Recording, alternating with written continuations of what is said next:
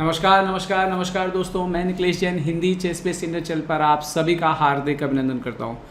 दोस्तों, कोनेरू हम्पी जी को भी स्पोर्ट्स स्टार का पिछले एक दशक का सर्वश्रेष्ठ महिला खिलाड़ी का पुरस्कार मिला है। जैसे आनंद जी को मिला पुरुष खिलाड़ी का, तो पिछले 10 सालों में नॉन ओलंपिक स्पोर्ट्स में उन्हें भारत का सबसे बेहतरीन खिलाड़ी चुना गया। चुना जाना भी खास था। वर्ल्ड रैपिड चैंपियन है करण कोनेरू हम्पी, विश्व की नंबर 3 महिला खिलाड़ी है, नंबर 2 भी रही कुछ दिनों पहले तक।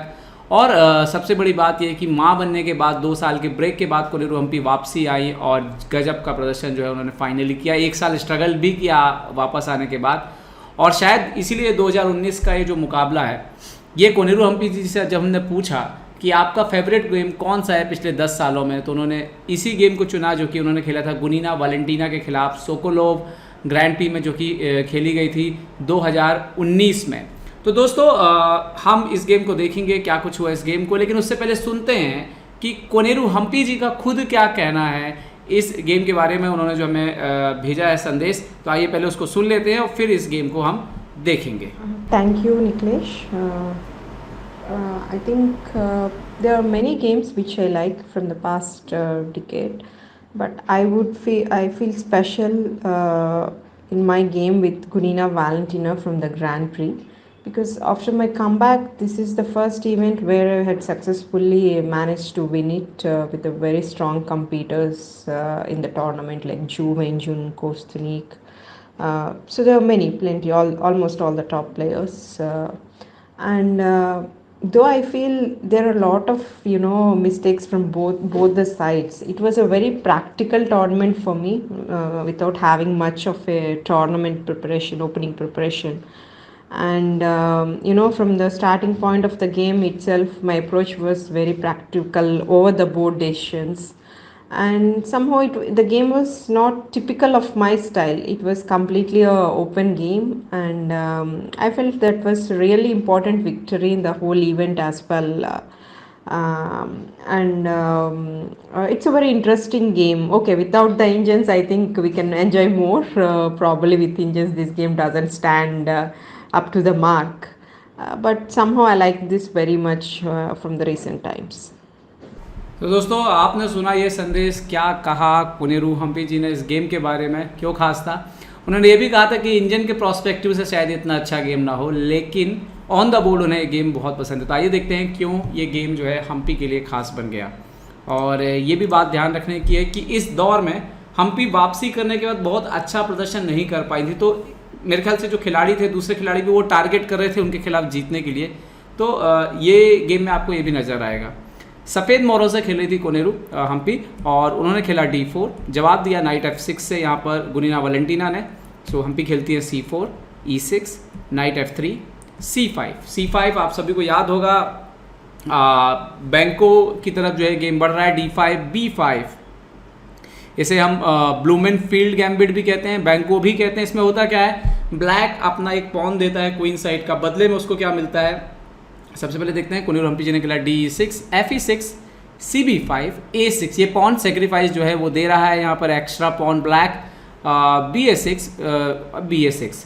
तो अब बिशप A6 के बाद सिचुएशन जो बनती है, दरअसल इस बैंको में ब्लैक जो होता है वो इन 2 ओपन फाइल का फ़ायदा उठाना चाहता है, साथ ही साथ वो वाइट के ऊपर एक प्रेशर डालता है कि आप अपना कैसल भी तोड़ें। रीज़न ये है कि जब भी आप सेंटर ओपन करेंगे, जिसको ओपन करने में देरी हो चुकी है ऑलरेडी, आपको ये बिशप जो है वो एक्सचेंज करना पड़ेगा। अब इसमें देखिए आगे कैसे होता है। हम्पी खेलती है night C3, night C6, E4, मतलब आप कुछ लिया है तो बदले में कुछ तो देना पड़ेगा। तो यहाँ पर bishop into F1, king into F1, तो एक पॉन ज़्यादा है वाइट, लेकिन उसके राजा की जो स्थिति है वो इस गेम में थोड़ी सी कमज़ोर रहने वाली है। तो लड़ाई किस बात की रहेगी? लड़ाई इसी बात की रहेगी कि वाइट चाहेगा कि मोहरे धीरे धीरे एक्सचेंज हो जाए और वो सिंपल एंड गेम की जीत की तरफ बढ़ जाए, क्योंकि सिंपल एक पास पॉन है उनके पास, एक एक्स्ट्रा पॉन है बोर्ड पर। ब्लैक क्या चाहेगा कि पीसेस की अदला बदली ना हो और वो दबाव बना करके राजा की ख़राब स्थिति का फ़ायदा उठाने की कोशिश करे और उसके राजा की अच्छी स्थिति को मेंटेन करे। अब देखिए क्या होता है। क्वीन B8, सीधा B फाइल पर प्रेशर किया गुनीना ने। सो रुक B1, डिफेंड किया सबसे पहले B2 को। बिशप D6, एक और मोहरा बाहर आते हुए। सो बिशप G5। अब वाइट का वैसे बिशप भी बाहर आ गया, लेकिन वाइट की मेन समस्या क्या है, ये राजा की सेफ स्थिति सुरक्षा करना और इस हाथी को गेम में लाना। ये दोनों चुनौतियां हैं। इसके अलावा वाइट को कोई प्रॉब्लम नहीं। अगर ये चुनौतियां ना हो, मान लीजिए यहाँ कैसल हो जाए, तो वाइट क्लियरली विनिंग है, लेकिन चूंकि कैसल तो हो नहीं सकती। ओके, कासल किया यहाँ पर, कर लिया यहाँ पर गुनीना ने। तो हम्पी यहाँ पे एक इंपॉर्टेंट डिसीजन लेती हैं, वो अपना बिशप दे देती हैं, बिशप इंटू F6 मार देती हैं। क्यों? इसीलिए कि ये जो नाइट था, दरअसल ये नाइट काफ़ी ज़्यादा मदद कर सकता था आक्रमण में, फ्यूचर में। और हम्पी का टारगेट बिल्कुल क्लियर है कि उनको एक्सचेंज करना है और अपने मोहरों को गेम में लाना है। तो एक एक्टिव पीस को उन्होंने गेम से बाहर किया, रुक F6। हालांकि इसके बदले में रुक गेम में जरूर आता है, लेकिन जो हम्पी के कैलकुलेशन है उसके हिसाब से ये जो है कोई बुरा सौदा नहीं था। अब यहाँ पर अगली जो चाल आती है वो बहुत ही इंपॉर्टेंट है, H4, और उसके लिए नाइट का जाना बहुत ज़रूरी था, क्योंकि अगर पहले H4 आता तो ये G4 हमेशा एक गड्ढा बन जाता है इस नाइट के लिए, जो कि नाइट फ़ायदा उठा सकता था। अब H4 क्या कर रहा है? H4 राजा की तरफ की स्थिति देखिए, राजा तो वैसे ही ऑलरेडी थोड़ा सा वीक है। H4 से ये जो रुक है ये H3 से एक्टिवेट होने जा रहा है। तो हम्पी जी का टारगेट जो है वो बड़ा क्लियर है कि मेरे सारे मोहरे गेम में आने चाहिए और मैं एक पॉन अप हूँ। अगर मैं जो ब्लैक मुझे तकलीफें दे सकता है उसको पार करके आगे बढ़ जाएं तो मैच जो है उनकी झोली में आ जाएगा। अब देखिए क्या हुआ, नाइट E5, तो अपना एक और एक्टिव पीस जो है वो बोर्ड पर लेके आती हैं गुनीना वैलेंटीना। अब दिक्कत यह है कि यहाँ पर अगर एक्सचेंज का फॉर्मूला अपनाया जाएगा तो ये खराब एंड गेम का एग्जाम्पल बन सकता है, जहाँ पर ये जो बिशप है ये बहुत ही शक्तिशाली हो जाएगा और वाइट जो है अभी भी उतना अभी एक्टिव नहीं दिख रहा है बोर्ड पर। खासतौर पे मोहरों की जो पोजीशन है, अधिकतर जो मोहरे हैं उसके अभी उतना अच्छा बोर्ड पर नहीं कर रहे हैं। जबकि ब्लैक की तुलना करेंगे तो ये दो मोहरे और खासतौर पे क्वीन और रुक भी गेम में आ जाएगा, तो दबाव जो है वो वाइट के ऊपर बहुत ज़्यादा बन जाएगा। तो इसीलिए यहाँ पर हम्पी जो है वो सबसे पहले खेलती हैं रुक H3, F3 पे सपोर्ट देती हैं। अगर यहाँ पे गुनीना एक्सचेंज करती हैं, इस तरह की पोजीशन बनती तो भी ब्लैक के लिए फाइन होती और वाइट के लिए भी ओके पोजीशन है, चलता गेम। लेकिन यहाँ पर गुनीना खेलती है क्वीन B6। अब यहाँ से देखिए आपको डिज़ायर दिखेगा, सोच दिखेगी कि वो हम्पी पर दबाव बनाना चाहती थी, जीत के लिए खेल रही थी गुनीना। यहाँ पर गुनीना इसीलिए फेमस भी बहुत है, वो जीत के लिए खेलती हैं हमेशा। अब क्वीन B6 है वो मल्टीपर्पज़ मूव है, D6 को आप सपोर्ट बरकरार रखें, रुक को आपने फ्री कर दिया है B8 सेट करके कि रुक यहाँ शिफ्ट हो जाए और ये पॉन कभी आगे पुश होगा तो आपके F2 पर एक डायरेक्शन जो है, मतलब कुल मिला के दबाव जो है वो कोनेरू हम्पी के ऊपर बना रही थी। तो हम्पी जानती थी कि गुनीना जो है वो जीत के लिए खेल रही हैं, तो यहाँ पर हम्पी उनसे एक सवाल पूछती हैं, क्वीन B3 खेलती हैं। अब यहाँ पर हम्पी एक्चुअली सीधा पूछ रहे हैं कि आपको मारना है तो आप मार दीजिए, इस तरह का पोजीशन बनेगा। लेकिन इसमें ये बिल्कुल क्लियर है कि ब्लैक जीतने के लिए नहीं खेल सकता है, वाइट ही के पास एक एक्स्ट्रा पॉन है। हालांकि वो पॉन बचेगा नहीं, लेकिन वाइट के पास ही एक एक्स्ट्रा पॉन है यहाँ पर। ओके, तो जो भी खिलाड़ी माइंडसेट से आता है कि भाई मेरे को तो आज जीतने के लिए खेलना है, वो एक्सचेंज नहीं करेगा और वही गुनीना ने किया। गुनीना क्वीन D8 हट जाती है और इससे क्या हुआ, हम्पी का क्वीन बोर्ड पर आ गया और गुनीना का क्वीन जो है वो पीछे चला गया। और किसी भी मोहरे का पीछे जाना कभी भी अच्छी बात तो नहीं मानी जाती अधिकतर। अब हम्पी ने फ़ायदा उठाया, उन्होंने खेला नाइट B5। अब नाइट B5 से अटैक आया बिशप के ऊपर और यहाँ पर C4 पुश किया गुनीना ने। लेकिन C4 उन्होंने पुश किया, लेकिन उन्होंने एक चाल मिस कर दी। यहाँ पे बिशप B8 डायरेक्ट भी पीछे चली जाती तो कोई बुराई नहीं थी। यहाँ पर जो उन्होंने चाल मिस की वो थी क्वीन C3। अब क्वीन C3 के बाद सडनली क्या हुआ कि E5 पे पड़ गया प्रेशर, D6 पे ऑलरेडी प्रेशर है। अब यहाँ पे अलग अलग तरह की समस्याएं, जैसे नाइट इंटू F3 अगर मारे गुनीना तो क्या होगा, नाइट इंटू D6 आ रहा है। प्रॉब्लम यह है कि ये नाइट कहीं वापस ही नहीं जा रहा है, ये मर रहा है यहाँ पर। तो इस पर दबाव बनाने के लिए क्वीन F8 हो सकता है, लेकिन रुक D1 से प्रोटेक्ट कर देंगे और उसके बाद ये नाइट एक्चुअली बचेगा नहीं। मैक्सिमम क्या कर सकता है ब्लैक, ऐसे नाइट H2 चेक, रुक H2, रुक F2 check, but king G1 के बाद फिर से कुछ नहीं होगा और पूरा पूरा मोहरा जो है वो ज़्यादा रहेगा यहाँ पर वाइट। तो बहुत सोचने के बाद रुक इंटू F3 मारना पड़ा गुनीना को। यहाँ पर G into F3, bishop B8। Technically ये पोजीशन यहीं पे विन हो गई थी, लेकिन बोर्ड के ऊपर प्रैक्टिकली कभी भी जब आपका राजा थोड़ा सा कमज़ोर हो, और अभी भी देखिए इस हाथी के पास उतना ज़्यादा काम नहीं है, पॉन स्ट्रक्चर थोड़ा सा डैमेज है और राजा बिल्कुल सुरक्षित तो आप इसको नहीं कह सकते। ओके, यहाँ पर F4 खेला कोनेरू हम्पी ने, डिसाइड किया कि वो मोहरों को कनेक्टिविटी बेहतर बनाएंगी। मतलब ये जो उनके मोहरे अलग अलग घूम रहे थे, अभी आप देखिए कि तालमेल की कमी है। तो हम्पी की अगली कुछ चालें आप देखेंगे कि कैसे वो अपने मोहरों को पहले कनेक्ट करना शुरू करती है। उनको पता है कि मैच जीत जाएंगी, लेकिन पहले कनेक्टिविटी इंपॉर्टेंट है, तो उसके लिए एक आध पॉन देना भी उनको मंजूर था। उन्होंने खेला F4, नाइट G6, सो रुक D1। तो सबसे पहले इस रुक को सेंट्रलाइज किया, नाइट F4 ये पॉन दे दिया, फिर दूसरे रुक को भी सेंट्रल मतलब एक्टिव किया, रुक G3, नाइट G6 वापस गया। अभी H4 मर रहा है, लेकिन उन्होंने खेला रुक G5 और यहाँ पर प्रॉब्लम रहेगी अगर नाइट H4 मारेंगे, तो इसलिए अपोनेंट ने पहले खेला बिशप F4, सो रुक G4। अभी H5 का थ्रेड भी है, तो बिशप E5, सो क्वीन C4 यहाँ पर मारा, तो यहाँ पर नाइट इंटू H4 गया। तो अभी आप देखिए कि अब पहले से बेहतर कोऑर्डिनेशन यहाँ पर हो रहा है। अब वो जो नाइट है बस वो थोड़ा सा दूर है, उसका पर्पस नहीं है। उस नाइट को वापस ले आए, नाइट C3, नाइट F3 आए, सो किंग E2, यहाँ पर क्वीन B6। अब यहाँ पे एक्चुअली अगर आप थोड़ा सा इसको एनालाइज करेंगे तो आपको पता चलेगा रुक C8 जो है ब्लैक के लिए थोड़ा एक्टिव मूव था और ब्लैक अभी भी गेम से बाहर नहीं हुआ था। लेकिन क्वीन B6 के बाद जो है ये कहानी खत्म हो गई। अभी क्वीन B6 का एक्चुअली थ्रेड क्या है? थ्रेड बड़ा ही सिंपल है कि आप अगर ये नाइट को मारने जाएंगे तो रुक F8 चेक है, उसके बाद किंग G2 सीधी माती हो जाएगी यहाँ पर queen F2, king H1, queen H2 से। और अगर आप यहाँ पे बीच में रुक F4 डालेंगे तो भी ये जो है मात यहाँ पर हो जाएगी।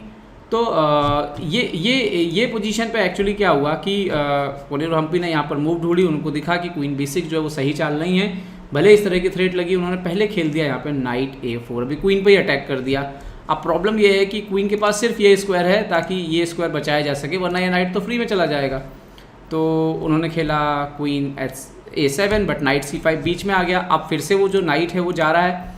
अब प्रॉब्लम यह है कि वो नाइट को बचाएं कहाँ? अगर आप D4 में करेंगे तो रुक into D4, BD4, queen D4 और ये पोजीशन जो है विनिंग हो जाएगी वाइट के लिए। तो उन्होंने यहाँ पर काफ़ी सोचने के बाद खेला रुक C8, इस नाइट पर अटैक किया, हम्पी ने इसको भी प्रोटेक्ट कर दिया B4 से। सो H5 करके उन्होंने अटैक किया रुक के ऊपर ताकि रुक हटे तो नाइट के लिए जगह बने। तो उन्होंने खेला यहाँ पर रुक G6 और यहाँ पर जवाब दिया गुनीना ने D5, तो E into D5, queen F7 आए फाइनली नाइट को सपोर्ट करते हुए। सो रुक यहाँ पर रुक इंटू E6 जो है वो एक बेहतरीन मूव आई। अब उन्होंने खेला रुक F8, सो नाइट E4 बहुत ही प्रोटेक्ट करते हुए ताकि F2 को बचाया, कभी ये नाइट हटेगा तो अभी F2 पे प्रेशर नहीं आए। इसके बाद ऑलरेडी हम्पी की पोजीशन जो विनिंग थी, क्वीन F4 आने के बाद तो हम्पी ने यहाँ पर बढ़िया सी चाल खेली।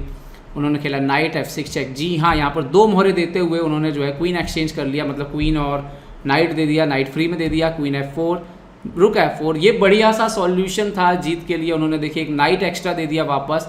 क्यों दे दिया? क्योंकि इस पोजीशन पे अब आप देख सकते हो कि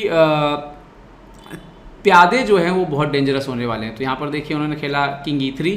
अभी प्रॉब्लम बहुत सारे हैं, रुक इंटू E5 पर रुक मर रहा है तो पहले उन्होंने रुक को सपोर्ट लगाया, D6 बढ़ा आगे, सो BD4 चेक, सो किंग E2, नाइट E5 रोकना था D7 को, तो फाइनली यहाँ पे रुक इंटू D4, रुक इंटू D4, रुक इंटू E5, रुक D6, रुक G5 चेक, किंग F7, रुक इंटू H5 और 3 पॉन अप के साथ यहाँ पर कोनेरू हम्पी ने जो है इस गेम को ख़त्म किया, इस मैच को जीत लिया। और साथ ही साथ उन्होंने ये ग्रैंड पी भी जो थी इसको भी जीत लिया था, स्कोलकोवो की, जो कि रशिया में हुई थी। और इसके साथ ही उनका मोराल भी जो है वो बूस्टअप हुआ था। वर्ल्ड रैंकिंग में भी उन्होंने वापस छलांग लगाई थी। वर्ल्ड चैंपियन जू वेंजुन भी इसमें खेल रही थी। और तो ये सब बातों को ध्यान में रखते हुए एक शानदार जीत थी कोनेरू हम्पी की। वापसी की जो है यहाँ पर हम कह सकते हैं कि वापसी की घोषणा जो है इस गेम से हो गई थी। तो अगर हम नॉर्मली देखें क्या खास रहा इस गेम में शुरुआत से, तो मुझे लगता है कि सबसे पहले तो ये डिसीजन लेना कि इस लाइन को उनको कंटिन्यू खेलना है। और उसके बाद मुझे लगता है बिशप F6 काफ़ी इंपॉर्टेंट था, फिर H4 की लाइन को चुनना, और फिर टाइम से मेरे ख्याल से क्वीन B3 ऑप्शन पूछना अपोनेंट से, फिर तो अपोनेंट की गलती भी थी कुछ, और फिर आप देख सकते हैं कि मेंटेन करना अपने पीसेस को, फिर से कनेक्ट करना, जिसके लिए वो यहाँ पर हम कोनेरू हम्पी को कहेंगे कि उन्होंने शानदार खेल दिखाया। और जैसे कि आपने सुना होगा, जो कि मैंने ऑडियो उनका लगाया था, उन्होंने कहा कि ये उनके स्टाइल का गेम नहीं था पूरी तरीके से, काफ़ी कॉम्प्लिकेटेड गेम था। इस तरह का कॉम्प्लिकेटेड गेम वो कम खेलती हैं, लेकिन फिर भी उन्होंने इस गेम में शानदार खेल दिखाया और जीत दर्ज की। उम्मीद करता हूँ कि कोनेरू हम्पी की तरह, हमारी तरह आपको भी ये गेम बहुत पसंद आया होगा। पसंद आया हो तो लाइक, शेयर और सब्सक्राइब करना ना भूलें। देखते रहिए chess base India. Chess base India के लिए मैं निकलेश जैन, जय हिंद। तो उम्मीद है आपको हमारे वीडियो पसंद आए होंगे। अपने सुझाव हमें जरूर दें और याद रखें, शतरंज की हर छोटी बड़ी खबर के लिए जुड़े रहें चेस बेस इंडिया चैनल से। जी हाँ, चाहे वो खिलाड़ियों के इंटरव्यू या फिर वो खेल का विश्लेषण, चेस बेस इंडिया हमेशा आपके लिए खबरें लाएगा सबसे तेज, सबसे जल्दी। सब्सक्राइब करें Hindi chess base India channel को। अगर आप यूट्यूब पर देख रहे हैं तो सब्सक्राइब करें और साथ ही साथ बेल आइकॉन दबाना ना भूलें दोस्तों, क्योंकि इसी से मिलेंगे आपको सारे नोटिफिकेशन। फेसबुक पर देख रहे हैं तो जरूर लाइक और शेयर करना ना भूलें।